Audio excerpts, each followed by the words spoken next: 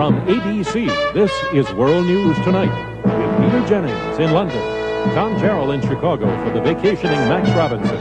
Part 2 of a special assignment series, 5, Coping with a New Explosion. And from our desk in Washington, Frank Reynolds. Good evening. It is already 1981 in Iran, and the American hostages have now spent their second New Year's Eve in captivity. As the calendar ticked off the 424th day of their ordeal, Algerian diplomats headed for Iran with this country's latest offer. And the man whose presidency has been overshadowed or even overwhelmed by the hostage crisis returned to the White House from Camp David and indicated there is not much else to do now except wait. We have a report from White House correspondent Sam Donaldson. The Algerian intermediaries left Washington early this morning carrying the latest and last Carter administration proposal, one that seems to bend over backward to meet the Iranians' original 4 conditions for the hostages' release, if not their last-minute demand for a $24 billion guarantee. Returning from Camp David, President Carter was asked if he now thinks the two sides are close to a deal. No, I can't predict that, but we've made a reasonable proposal through the Algerians, and I think it would be to the advantage of the Iranians, certainly the advantage of ourselves and the hostages if they would accept what we have proposed. The latest statement from Iran, however, seems to suggest they might want to look at this, might want to soften their opposition. Any prediction of favorable response from the Iranians has always been mistaken, but I hope they will go ahead and resolve the issue. What's your hunch? Wait and see. Under the reformulated American proposal, there is one significant change. The U.S. agrees to transfer some $5 to $6 billion in frozen Iranian assets to an escrow account in Algeria, which the Iranians could put their hands on the moment all the hostages have been released. Hard cash instead of only a presidential promise to send the money when the hostages are free. But the rest of the proposal remains the same. Another $5 billion in frozen Iranian assets would be subject to claims against it as determined by some kind of international arbitration commission. And the Shah's wealth in this country, such as it may be, would have to go through regular court procedures. It is understood the Iranians will be told that they must make up their minds about all this by approximately mid-January, say the 11th, a practical deadline in order to do business with the outgoing Carter administration. So now this proposal is on its way, and the Iranians must know it's the best deal they're going to get from Jimmy Carter, and perhaps a better one than they might eventually have to take from Ronald Reagan. Sam Donaldson, ABC News, the White House. Well, overseas today, even though the latest reformulated American proposals have yet to reach Iran, there's been a reaction from there to what they might consist of. It came during the weekly news conference given by Ayatollah Beheshti, the leader of the Islamic Republican Party, and a man who's always insisted that Iran's original conditions must be met. Here in London, Mike Lee has details of what Beheshti's attitude was today. Ayatollah Beheshti was asked what he thought of the idea of the U.S. depositing money with a third country to be turned over to Iran at the same time the hostages are released. It should be discussed after they have done it. And Ayatollah Beheshti says even though the U.S. appears to have agreed to a pledge of non-interference, he is against even a partial release of the hostages until the remaining 3 money-related demands are met. So far, there's been no public indication of Iranian bending on that demand for $24 billion. And once again, Beheshti today raised the threat of a public hostage trial. When the government announces that America has finally rejected the parliament's conditions, he says, then they should be tried. For the moment, Tehran's official posture set forth earlier this week remains such that alternative financial guarantees, if acceptable to the Algerians, would be acceptable to Iran. Mike Lee, ABC News, London. Here in Washington, the State Department is reported not unduly concerned over a commentary broadcast on Iranian radio, which said spy trials of the American hostages could lead to their execution. A department spokesman said, "We continue to hold Iran totally responsible for the safety and security of the hostages." Tom? In national economic news today, a key statistic, the index of leading indicators rose 1.2% last month, the 6th month in a row it has been up. Still ahead, crash test results on the newest American small cars, and on this last day of 1980, a look back at the year that was. ABC's World News Tonight, brought to you by Chevrolet. 1980 has not been a good year for the American automobile industry. New car sales were down more than 20% from last year. This year, 1,600 new car dealers went out of business.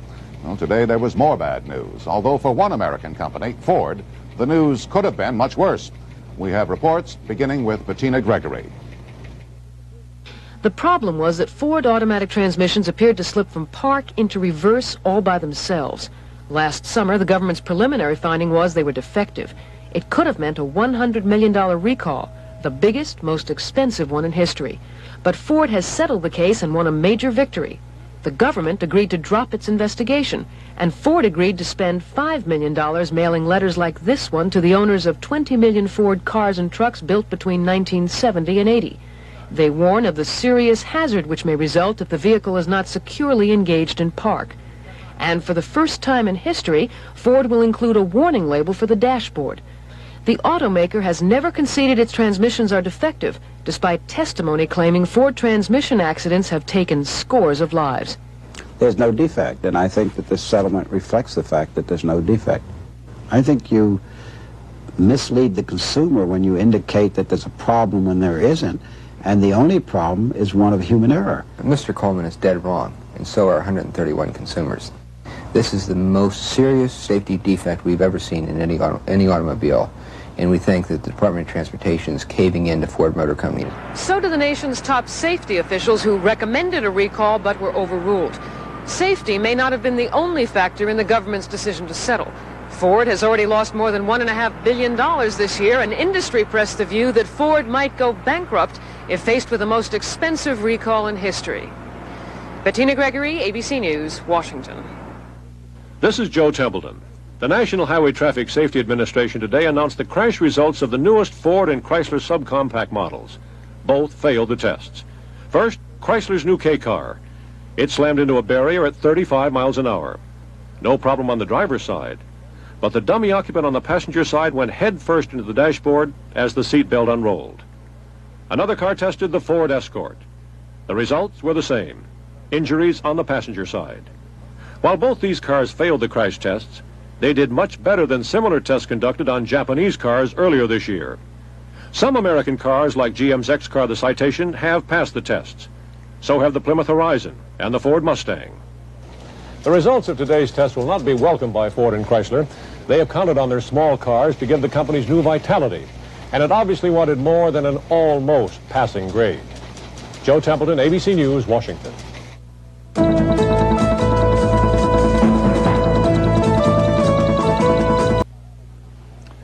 It's a crime that's not uncommon in our cities. A man sitting at a bar drinking suddenly pulls out a gun and for no apparent reason opens fire. When it happened last night in Seattle, the bar was crowded. 2 people were killed, 2 others wounded. The gunman got away, and police today still have no idea who he was or why he did it. We hear a lot about crime in our cities, but in the suburbs too, people are discovering that the crime they thought they had left behind has followed them home. Tonight in part 2 of his special assignment series, John Martin reports on the spread of crime into suburbia. This is a freeway leading into suburban Maryland, a kind of corridor many criminals are using more frequently. One Monday night this fall, it led here. We heard no glass break, we heard no sound at all. Of course, the football game was on and it was loud.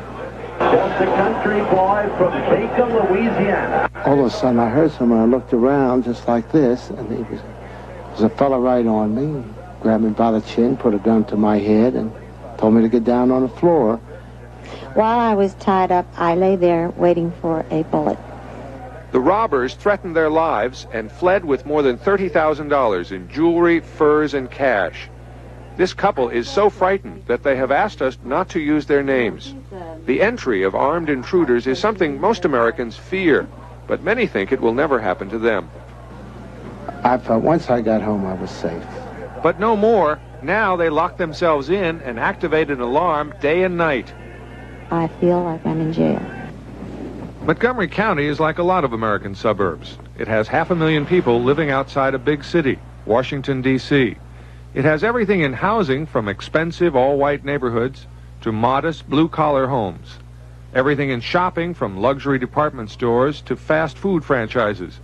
Everything in crime, from murder to rape to drug abuse to vandalism. The kinds of big city crime most people moved here to get away from. But now it is catching up, and one trend that worries people most here is residential thievery. The major problem we have with our residences around here would be our burglaries.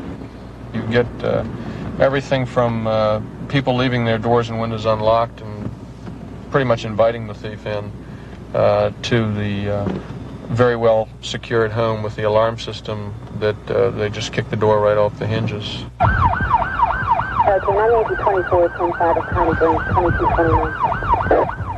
In 1978, for every burglary at a house, there was one at a place of business. In 1979, there were 2 houses burglarized for each business. In 1980, the ratio is 3 to 1, largely because of the soaring value of precious metals. Thieves find it easy to sell stolen gold and silver quickly. That's why the value of goods stolen in this county just from homes jumped from $2.5 million a year ago to $8.5 million today. When will science pay off in this field? In fact, criminologists who attended this convention in San Francisco told us there has been a nationwide rise in suburban thievery. Suburban robberies are up 12%, larceny thefts up 10%, burglaries up 5%. I think the offending population becomes increasingly aware of the fact that there's more steal, more money, better property, and less protected in the suburban communities than down the street. Not all criminals come from the inner city. A man police are calling a master thief lived in this Washington suburb. After Bernard Welch was arrested and accused of murdering Dr. Michael Halberstam, police found $4 million worth of stolen property inside his house and began showing it to thousands of victims. Yeah, that's him. With the wave of losses sweeping America's suburbs, there have been reports that fear now stalks these streets. I think that that is in fact a myth. Most people do not feel that they will become a victim of a crime. It's always a surprise. I didn't think it could possibly happen to me. This community has grown more concerned but refuses to panic.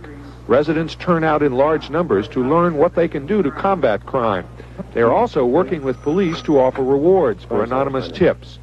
This Crime Solvers television program claims it has cleared 271 cases and recovered almost $500,000 in property in only 2 years. But suburban crime is still rising, and this victim has a word of advice for anyone who thinks it can happen to them. I think they better wise up, because I thought that it wouldn't happen to me. So for America's 84 million suburban residents, crime has become a matter of rising concern. But the biggest increase in crime has come here in the rural areas of America, where it has jumped 14%. This is where we'll look tomorrow night. John Martin, ABC News, Warren County, Ohio. And from the West Coast, a remarkable story of heroism. It happened this week in San Francisco and was captured on film by the cameraman from ABC affiliate KGO. Here is Royal Kennedy. When the early morning fire broke out on the 8th floor of the 10-story high-rise, most of the residents quickly fled. But Anika Backlund was trapped on the balcony of the apartment where the fire started. Hearing her screams, neighbor William Brisbane scaled 6 stories to the balcony below Miss Backlund and helped her down to safety. There was an explosion, so I had to go up and get her because I felt that there was no way that she could go back inside, and I didn't think the fire department could come around the back of the building. You know, when you have to, if it's a human life involved and you don't see anybody else or anything to help and you're there, I feel that you're responsible to do what you feel you can do. Brisbane, now the toast of San Francisco, will receive the city's Medal of Valor. Royal Kennedy, ABC News. One of the more unusual controversies of 1980 has been over a rather fundamental question. How many people are there in the United States of America? Counting heads turned out to be a lot more difficult than counting votes. And while the Census Bureau formally submitted its count today and vigorously defended it, there are those who insist far too many people weren't counted at all. Mike Von Friend has the story. As of April 1st of this year, the Census Bureau says there were 226,504,825 Americans. That's an increase of some 11% in the past 10 years. The figures also show a dramatic shift in population, with people moving away from the northern industrial cities towards the Sun Belt states. Since the census determines the number of congressmen each state is allowed, a shift in population means a shift in Congress. These 10 states in red are now targeted to lose members, with these 11 states in green gaining, states that are now Republican strongholds. Florida is the big winner with an increase of 4, and the big loser is New York, giving up a total of 5 seats in Congress. It's very, very unfair. I would guess that if they had an accurate count, there'd be another 600 to 700,000 persons added to the census rolls in New York. And the General Accounting Office released a report today saying it found evidence of undercounting and information gaps in the 1980 census, adding fuel to the controversy. But Vincent Baraba, the man who directed the census, defended his work.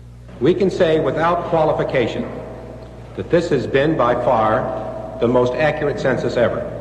There will be no congressional reapportionment until the next congressional election in 1982. But there are some 30 legal challenges to the census figures from cities and states that don't think they've been accurately counted. And it will probably have to go to the Supreme Court for settlement. Mike Von Fremd, ABC News on Capitol Hill. Writer Marshall McLuhan, whose statement, "The medium is the message," became a catchphrase of the 60s, died today at his Toronto home after a long illness. He was 69. And the man who founded Big Brothers, Irvin Westheimer, died today. A successful businessman, Westheimer organized the charitable organization in 1903 after seeing a young boy and his dog digging through trash for food. Big Brothers now helps 150,000 children a year. Irvin Westheimer was 101. Elsewhere overseas in Rome tonight, the assassination of a police general. Enrico Calvaligi was in charge of security at Italy's maximum security prisons. His killers may have carried out a retaliation threat made after police broke up a revolt 2 days ago at a maximum security jail in southeast Italy. Over southern Lebanon, Israeli warplanes today shot down 2 Syrian MiG-21s, the result of dogfights between the 2 air forces. The Israeli jets had earlier been attacking Palestinian targets. In Kenya tonight, an explosion destroyed part of Nairobi's landmark hotel, the Norfolk. At least 3 people are reported killed and about 80 injured. Witnesses told police a bomb might have been dropped from a low-flying aeroplane. The Norfolk is a favorite hotel for tourists going on safari in East Africa. 2 notes from here in Britain. As is tradition, the Queen's Honours List was published today. Hundreds of people received honours for services rendered in their chosen field. Left off the list, which is proposed by the government, are the British gold medal winners who defied Prime Minister Thatcher and competed in the Moscow Olympics. 2 of them were Steve Ovett and Sebastian Coe, the great middle-distance runners. Prime Minister Thatcher said to leave them off the honours roll was totally and utterly right. And finally, Frank, because of the time zones, we're closer to 1981 than you are. So from overseas to you and everybody else, a very happy New Year. Thank you, Peter, and Happy New Year to you. Finally tonight, in the closing hours of 1980, we offer you a brief look at some of the sights and sounds and events that made the old year newsworthy, for good or bad. Here they are.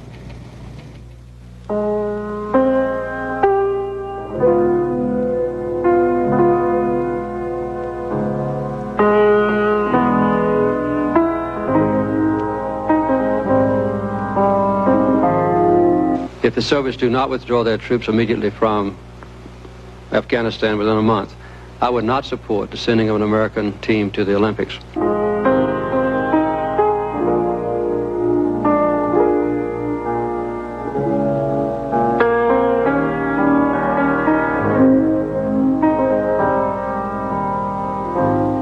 Did you run the Boston Marathon from start to finish? Yes, I did. I had no intent, never had intent, to sell my office. I have State Department copies of nothing. Good afternoon, Jack. Yeah, how about you take care of it? Okay. Oh, it's a long, long while from May to December. I believe that any recession will be mild and short. The new Chrysler Corporation is in business to stay. But the days grow short when you reach September. Well, yeah, I've looked for work, but I can't find any. When the autumn weather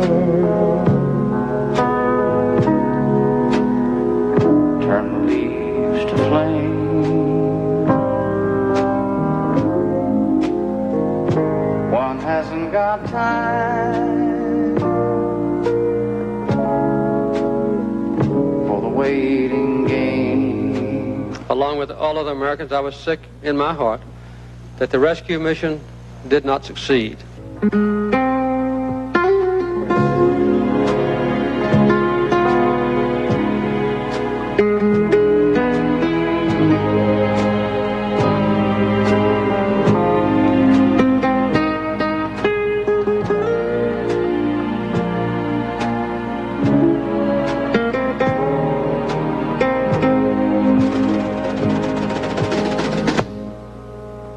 Oh, the days dwindle down to a precious few. The hope still lives, and the dream shall never die. September,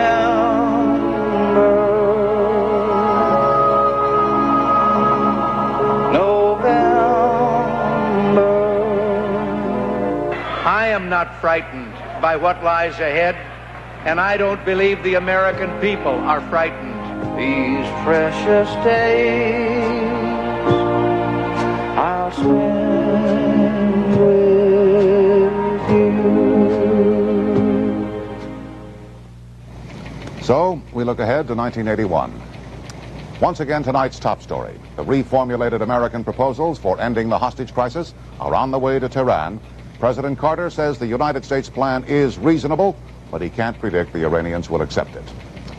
That's our report for now, and for 1980. Quite a year. All of us at ABC News hope to be able to bring you better news in 1981. So in that spirit, good night and Happy New Year. From ABC, this has been World News Tonight.